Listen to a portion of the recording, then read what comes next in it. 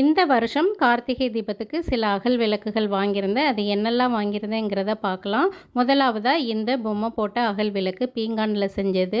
ஒவ்வொரு வருஷம் கார்த்திகை தீபத்துக்கும் வாங்கணும்னு நினைப்பேன். ஆனால் இந்த வருஷம் தான் வாங்கணுன்னே தோணுச்சு. Each one 80 rupees. எனக்கு 2 பீஸ் சேர்த்து 150 ருபீஸ்க்கு கொடுத்தாங்க. அடுத்ததாக பார்த்தீங்கன்னா இது 2 விளக்கு தான். இதில் வந்து நம்ம கம்ப்யூட்டர் சாம்பிராணியும் ஏற்றிக்கலாம், ஆர்டிஃபிஷியல் லைட்டும் வச்சுக்கலாம்.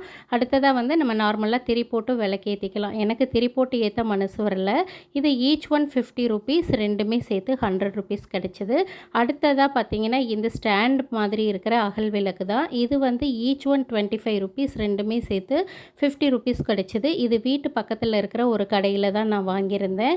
அடுத்ததாக வந்து பார்த்தீங்கன்னா இந்த விளக்கு குட்டி குட்டியாக இருக்குது இல்லையா, அதில் வந்து பெரிய பீஸ் 4 பீஸ் 10 ரூபாய், சின்ன பீஸ் 5 பீஸ் 10 ரூபான்னு வாங்கியிருந்தேன்.